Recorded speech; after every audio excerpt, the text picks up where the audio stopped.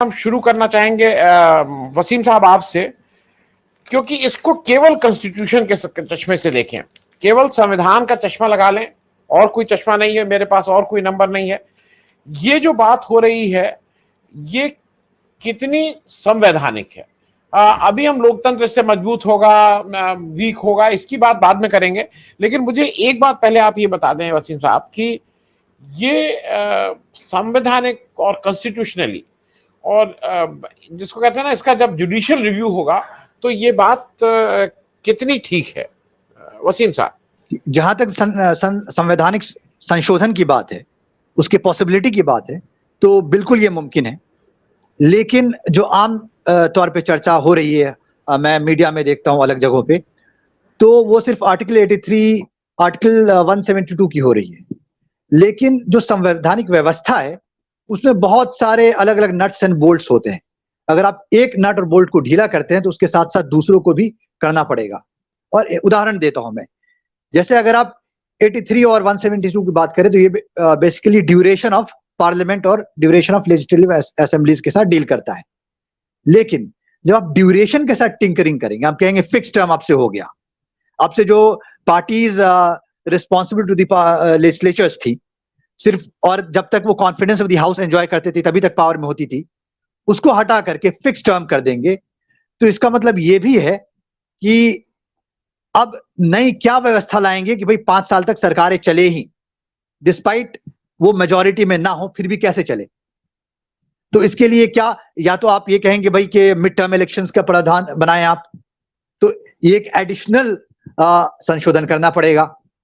या आप कहें कि कंस्ट्रक्टिव नो कॉन्फिडेंस, यानी रचनात्मक अविश्वास मत होता है, जैसे जर्मनी फॉलो करता है और उसको देख करके स्पेन, हंगेरी वगैरह फॉलो करता है। उसमें यह होता है कि अगर आप किसी सरकार को हटाते हैं, किसी प्रधानमंत्री को हटाते हैं, तो आपके पास दूसरी सरकार गठन करने के लिए मेजॉरिटी होना चाहिए। तो जब आप ये, इस प्रावधान को भी आपको संविधान में डालना पड़ेगा, और जब आप ये प्रावधान डालेंगे तो फिर 10th शेड्यूल का क्या होगा, जो एंटी डिफेक्शन लॉ है भाई, उसमें तो जब आप कंस्ट्रक्टिव नो कॉन्फिडेंस की बात करेंगे तो लोगों को, पार्टीज को कोalition बदलना पड़ेगा, मेंबर्स को पार्टीज बदलना पड़ेगा। तो एंटी डिफेक्शन लॉ का क्या हुआ, तो वहां भी आपको बदलाव करने पड़ेंगे। तो जब आप इसको पूरी तरह से एग्जामिन करेंगे पूरे संवैधानिक व्यवस्था में, तो आपको कई संशोधनों की आवश्यकता पड़ेगी। और उसके बाद डिजायरेबल है कि डिजायरेबल नहीं है, क्या यह सकारात्मक असर करेगा या नहीं करेगा लोकतंत्र के लिए, यह तो एक अलग बहस का मुद्दा है जो कि बहुत इंपॉर्टेंट है। अब अगर आप संशोधन कर देते हैं, उसके बाद कोर्ट तो यह फैसला जरूर करेगी कि क्या यह बेसिक फीचर के खिलाफ तो नहीं जा रहा है, तो वो एक बहस का मुद्दा जरूर होगा। जो डिजायरेबिलिटी की बात आ जाती है, सकारात्मक व्यवस्था की बात आती है, लोकतांत्रिक व्यवस्था जो भारत का है उसको कहीं इतना तो कमजोर नहीं कर रहा है कि कॉन्स्टिट्यूशनल मशीनरी पूरी तरह से डामाडोल हो जाए। ये सारे बहस जरूर आएंगे उसके बाद। लेकिन हाँ, पॉसिबिलिटी की बात करते हैं, पॉसिबिलिटी है संशोधन करने की। जी मैं वसीम साहब एक छोटा सा एक और सप्लीमेंट्री, जो आपकी भाषा में कहते हैं, पूछ लूं। सिर्फ सप्लीमेंट्री ये है कि जो प्रेजेंट हमारी व्यवस्था है, जैसे आप देखते हैं, देखिए इस समय जो सरकार है वो मालूम नहीं किस ढंग से क्या क्या चलाती है, वो छोड़ दीजिए, लेकिन जितना आप समझते हैं, देखते हैं, अगर ये कॉन्स्टिट्यूशन अमेंडमेंट करना भी है तो इसके जो किस रास्ते से होके गुजरना होगा, लोकसभा, राज्यसभा, स्टेट, या केवल लोकसभा या लोकसभा राज्यसभा का कॉमन, इसका आप जरा इसका रास्ता भी बता दें, जर्नी बता दें। मेरी समझ से मुझे नहीं लगता, हाँ, मेरी समझ से मुझे नहीं लगता है कि स्टेट का रेटिफिकेशन जरूरी है जो संवैधानिक ये है। क्योंकि जब आप आर्टिकल 368 क्लॉज 2 देखेंगे तो उसमें कुछ ही आर्टिकल्स हैं और कुछ ही सेक्शंस हैं जो आमतौर पे मैं बहुत ही सरल शब्दों में बता दूं, जो कि प्रेसिडेंट के साथ रिलेटेड है। यानी प्रेसिडेंट तो पूरे देश का होता है, सिर्फ यूनियन गवर्नमेंट का नहीं होता, इसीलिए प्रेसिडेंट चूंकि पूरे देश का होता है। उसी तरह से इंडिया में सिंगल यूनिफाइड जुडिशरी है, तो जो जुडिशरी से रिलेटेड चीजें हैं उसके लिए स्टेट से रेटिफिकेशन, और भी कुछ अन्य चीजें हैं उसके लिए स्टेट की से रेटिफिकेशन की जरूरत पड़ेगी। लेकिन अगर आप 83 को अमेंड करते हैं, 172 को अमेंड करते हैं, तो उसके लिए स्टेट से रेटिफिकेशन की जरूरत नहीं पड़ेगी। लेकिन इन सब चीजों के बावजूद बेसिक फीचर के ऊपर बहुत जोरदार बहस होगी और उसमें ये चीज बहुत उभर करके आएगी कि क्या ये संवैधानिक ढांचा जो है उसको बहुत कमजोर तो नहीं कर दे रहा है। जी वसीम साहब, एक दो चीजें हैं।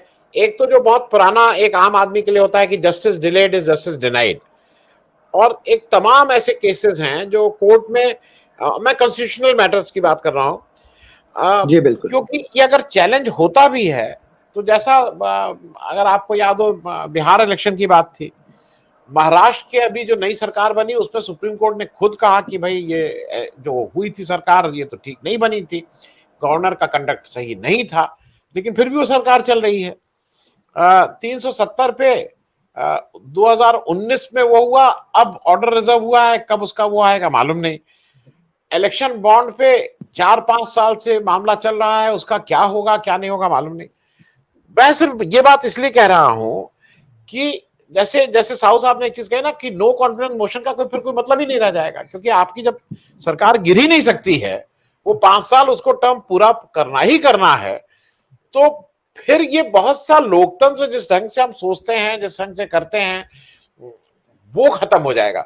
तो इसमें आपसे ये सिर्फ पूछना है कि time also is a essence, क्योंकि खास करके कॉन्स्टिट्यूशनल मैटर्स पे जो इतने साल लगाती है, अब ठीक है कोर्ट के पास अपने कारण है कि भाई हम इसलिए टाइम लगाते हैं, लेकिन महाराष्ट्र के केस में आप उसके बाद, मतलब ये कई ऐसे केसेस आए।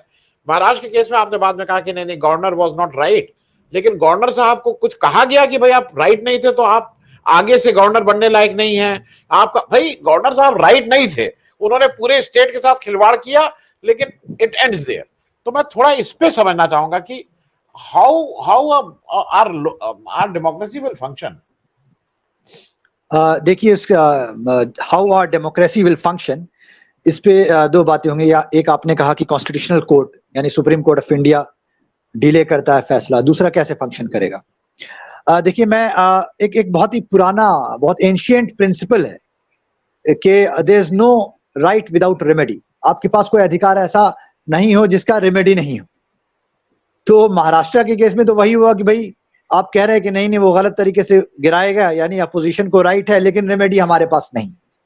तो ये सुप्रीम कोर्ट का फैसला मेरी नजर में गलत था, इसमें कोई दो राय नहीं होनी चाहिए।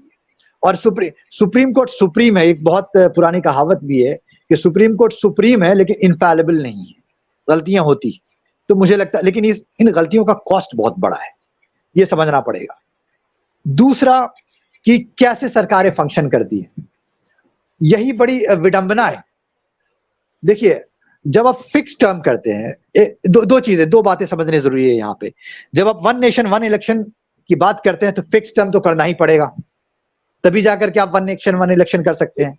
जी। और बहुत सारी डेमोक्रेसीज ऐसी भी है जहां फिक्स टर्म है लेकिन वन नेशन वन इलेक्शन नहीं है। तो पहला हमें यह समझना पड़ेगा कि फिक्स टर्म जो है उसके क्या पॉजिटिव्स है और नेगेटिव्स है। उसके बाद वन नेशन वन इलेक्शन, उसके भी अपने क्या पॉजिटिव से नेगेटिव्स है। अब फिक्स टर्म मान लीजिए हमारी व्यवस्था में ले आते हैं तो देखिए क्या होगा। नॉर्वे, बेल्जियम, साउथ अफ्रीका, 3 ऐसे कंट्री मैंने देखा, रिसर्च किया तो देखा कि 3 ऐसे कंट्री है जहां वन नेशन वन इलेक्शन का है, तो ऑब्वियसली फिक्स टर्म तो होगा ही। अब नॉर्वे का एग्जांपल लेते हैं, उदाहरण लेते हैं, और वो चीज अगर इंडिया में आप लागू करें तो क्या होगा। देखिए नॉर्वे में 1981 में पहली बार लेबर के अलावा कोई दूसरी सरकार आई, सेंटर राइट सरकार आई। माइनॉरिटी में सरकार थी। माइनॉरिटी में सरकार कैसी होगी? लंगड़ी सरकार होगी, पॉलिसी पैरालिसिस होगा। सरकार को आप लाए हैं गवर्नेंस के लिए कि भाई पॉलिसीज बनाएगी, स्कीम्स को एग्जीक्यूट करेगी, लेकिन जब पार्लियामेंट में या जो भी लेजिस्लेचर जहां का हो, जैसे वहां का लेजिस्लेचर को आप स्टॉटिंग कहते हैं, तो स्टॉटिंग पे आपके पास मेजोरिटी ही नहीं था तो लंगड़ी सरकार बनेगी, स्कीम्स नहीं इंप्लीमेंट होगी, पॉलिसीज नहीं आएंगी। भारत में भी वही होगा। दूसरा कि भाई जब माइनॉरिटी अब में है आप, एक प्रॉब्लम तो ये है। दूसरा कि आपको हमेशा एक लालच होगा कि अब हमको मेजोरिटी में जाना है, तो अब क्या करेंगे? तोड़ फोड़ करेंगे आप। जब तोड़ फोड़ करेंगे तो क्या करेंगे आप? करप्शन होगा, हॉर्स ट्रेडिंग होगा। क्या आप हॉर्स ट्रेडिंग चाह रहे हैं? क्या आप करप्शन चाह रहे हैं? क्या आप उसको बढ़ावा देना चाह रहे हैं? चलिए कॉस्ट से ही रिलेटेड एक मैं बात करता हूं। 2019 के इलेक्शन को कंडक्ट करने का कॉस्ट लगभग 55,000 करोड़ बताया गया था 2019 का, ओवरऑल सारे स्टेक होल्डर्स को मिला करके। और नॉर्मली सरकार कहती है कि पर वोटर पर इलेक्शन जो है ₹10 पर वोटर पर इलेक्शन 5 ईयर साइकिल में यानी से सिर्फ जो इलेक्शन कंडक्ट कराने का सरकार को जो खर्च आता होगा लगभग 10,000 करोड़ का आता होगा। 10,000 करोड़ एक तरफ, उसका आप अलग समाधान ढूंढेंगे। अगर आपको लगता है ये बहुत ज्यादा है तो पहली चीज तो यही सवाल होगा। लेकिन अगर 55,000 करोड़ को आप बहुत ज्यादा मानते हैं तो मैं भी मानता हूं 55,000 करोड़ बहुत ज्यादा है, इसका समाधान होना चाहिए। लेकिन इसका समाधान वन इलेक्शन नहीं है। इसका सबसे पहला समाधान है इलेक्टोरल बॉन्ड्स में ट्रांसपेरेंसी क्यों नहीं है। आप इसको इतना दिन से क्यों कोर्ट में एफिडेविट दे करके टालते जा रहे हैं? आपकी नीयत तो one nation one election, sorry, cost का रिडक्शन है ही नहीं। इसका मतलब जो 55,000 करोड़ उसका मतलब है ही नहीं। तो करप्शन तो जू का तो चले, वन नेशन वन इलेक्शन हो किसी और पर्पस के लिए। तो कॉस्ट का कोई रैशनल नहीं है, जो मैंने साफ साफ आपको बताया। अब क्या रैशनल होता है, देखिए अब क्या होता है। अब दूसरा रैशनल लाएंगे कि स्टेबिलिटी होगी, उससे अच्छे पॉलिसीज आएंगे। ठीक है, मैं मानता हूं स्टेबिलिटी जरूरी है डेमोक्रेसी के भी विकास के लिए। 400 BC में मैं आपको बताऊं कि जो ग्रीस है, जिसकी डेमोक्रेसी का एग्जांपल दिया जाता है, मैं आपको बताऊं कि वो डेमोक्रेसी बहुत फली फूली डेमोक्रेसी थी, हमसे भी ज्यादा डेमोक्रेसी थी वहां। उसके अगर अलग अलग इंस्टीट्यूशंस को देखें, पूरी व्यवस्था को देखें, और इंस्टेबिलिटी आई, डेमोक्रेसी खत्म हो गई। तो इंस्टेबिलिटी इतना ना हो कि डेमोक्रेसी खत्म हो जाए, लेकिन स्टेबिलिटी भी इतना ना हो कि अथॉरिटेरियन सरकारें बन जाएं, है ना। स्टेबिलिटी उसी हद तक हो कि डेमोक्रेसी को फलने फूलने में मदद करे। इसका उदाहरण अभी भी है, करंट एग्जांपल मैं दे देता हूं आपको। जैकब जुमा, साउथ अफ्रीका में के जो प्रेसिडेंट थे जैकब जुमा, 2009 से 2018 तक थे। वहां बेसिकली प्रेसिडेंट को प्राइम मिनिस्टर ही समझे, बिकॉज वो नाम है प्रेसिडेंट, लेकिन प्रेसिडेंट पार्लियामेंट, वहां का जो नेशनल असेंबली है उसको रिस्पॉन्सिबल होता है। जो वहां से मेजोरिटी लेके आता है उसको प्रेसिडेंट बनाया जाता है। तो समझ लो वो प्रधानमंत्री है वहां का। तो वहां लेकिन जब हटाना होगा तो उन्होंने स्टेबिलिटी के लिए क्या व्यवस्था बनाई कि 2/3 मेजोरिटी चाहिए, तब जाकर आप प्रेसिडेंट को हटा सकते हैं। लाने के लिए सिर्फ हाफ, लेकिन हटाने के लिए 2/3। ठीक है, अब वहां क्या होता है, वहां इतनी स्टेबिलिटी है कि उसमें गुप्ता ब्रदर्स के साथ मिलकर इतना करप्शन किया जैकब जुमा साहब ने कि जोंडो कमीशन का कहना है, जोंडो कमीशन का, कि ये स्टेट कैप्चर की तरह था वहां, कि स्टेट के अलग अलग इंस्ट्रूमेंट्स को कैप्चर करना, अलग अलग व्यवस्थाओं को कैप्चर करना, जो आज हमें भारत में भी देखने को मिलता है। आपने स्टेबिलिटी, हाँ देखिए, आपने स्टेबिलिटी कैसे लाया हुआ है, ईडी, सीबीआई, इनके थ्रू यहां स्टेबिलिटी लाया हुआ है। अब क्या चाहते हैं, इसको थोड़ा परमानेंट कर दिया जाए, वन नेशन वन इलेक्शन के थ्रू हम स्टेबिलिटी लाएं। तो यहां भी कौन है, अडानी है आपके।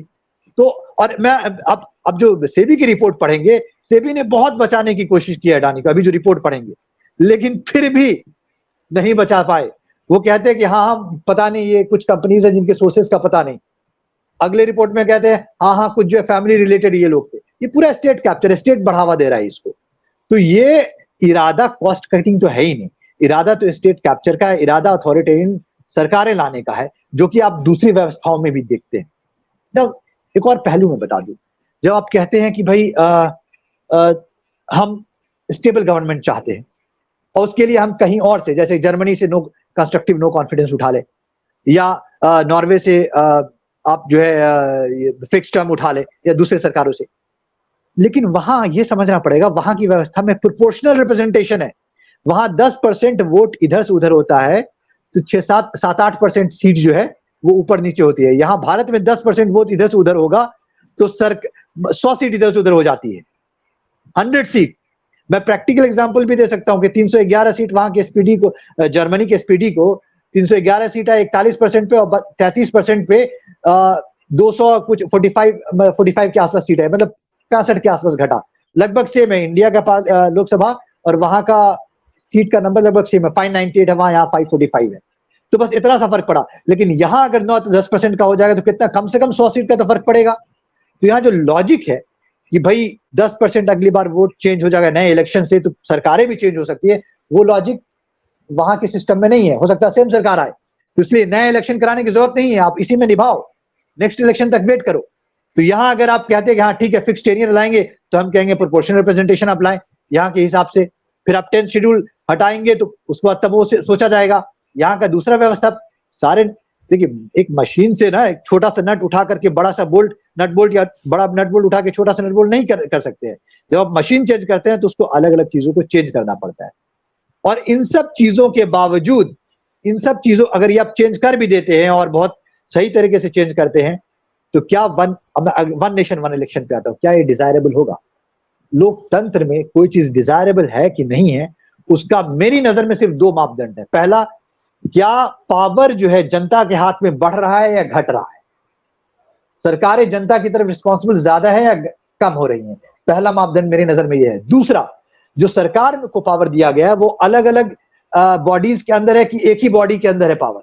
यानी एक प्रेसिडेंट ही पूरी पावर का हकदार है, जैसे कि, या किंग जैसे कि अथॉरिटेरियन सरकार में होते हैं, या लेजिस्लेचर अलग है, एग्जीक्यूटिव अलग है, जुडिशरी अलग है, या सेंट्रल गवर्नमेंट है, यूनियन गवर्नमेंट है? अब देखिए वन नेशन वन इलेक्शन से क्या होता है।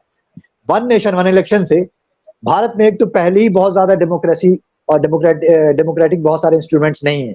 जैसे कि फ्रांस में इनिशिएटिव है, अगर हम चाहते हैं भैया कि सबको पेंशन मिलना चाहिए जो वृद्धावस्था में, और एक पर्टिकुलर अमाउंट है, तो 1 लाख लोग मिलकर के साइन करके देंगे, तो वहां का जो नेशनल असेंबली है वो कंसिडर करेगा और उस पर कोई फैसला लेगा। भले वो फैसला मेरे खिलाफ आ जाएगा, लेकिन इनिशिएटिव में मैं 1 लाख सिग्नेचर देकर के ये मूव करवा सकता हूँ। या रेफरेंडम होता है, ये सारे इंस्ट्रूमेंट हमारे यहाँ है नहीं। हमारे यहाँ एक इलेक्शन था जब रिस्पॉन्सिबल करते थे सरकार को जनता की तरफ, आप उसको भी मिड टर्म इलेक्शन को भी खत्म कर देंगे, तो आप आपके नियत में कुछ ना कुछ जो है जो गड़बड़ जरूर है। तो जनता के हाथ से आप पहला पावर ये कर रहे हैं। दूसरी बात, सेंटर यूनियन गवर्नमेंट और स्टेट गवर्नमेंट में जो पावर का बंटवारा है वो खत्म हो रहा है, क्योंकि एक आईडीएफसी की एक रिसर्च है, आईडीएफसी इंस्टीट्यूट की, कि अगर जब इलेक्शन दोनों में साथ साथ होंगे तो 77 यानी 3/4 से ज्यादा चांसेस है कि यूनियन में और स्टेट में सेम वो आए, चाहे कोई कांग्रेस की सरकार हो, चाहे वो बीजेपी की सरकार हो, किसी को सरकार हो। और अब जानते हैं कि एक ही सरकार इतने सारे स्टेट्स में और यूनियन में आना, मान लीजिए सारे स्टेट्स में नहीं आए, 20-22 स्टेट में भी आ गई और यूनियन में आ गई, तो वो जनता के लिए ठीक नहीं है, वो डेमोक्रेसी के लिए ठीक नहीं है। तो ना तो वो कॉन्सेंट्रेशन ऑफ पावर होगा एक पार्टी के हाथ, जो चेक्स एंड बैलेंसेस का सिस्टम है, जो कि सबसे इंपॉर्टेंट चीज है डेमोक्रेसी की। मॉन्टेस्क्यू कहता है कि भाई रिपब्लिक जो है वो रोमन रिपब्लिक वो 500 साल तक इसलिए चला क्योंकि वहां पर मिक्स्ड गवर्नमेंट थी। मिक्स्ड गवर्नमेंट मतलब चेक्स एंड बैलेंस का सिस्टम था। वो मिक्स्ड गवर्नमेंट का टर्म देता है, लेकिन मतलब उसका कहने का था कि चेक्स एंड बैलेंस का सिस्टम था। आप वही चीज जो है यूएस में आई, वही चीज दूसरे सरकार डेमोक्रेटिक सरकारों में आई।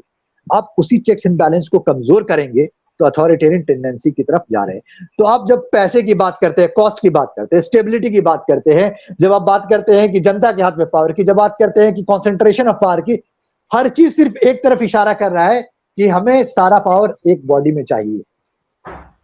ये सवाल सबसे इंपॉर्टेंट है, ये समझना सबसे इंपॉर्टेंट। जी जी।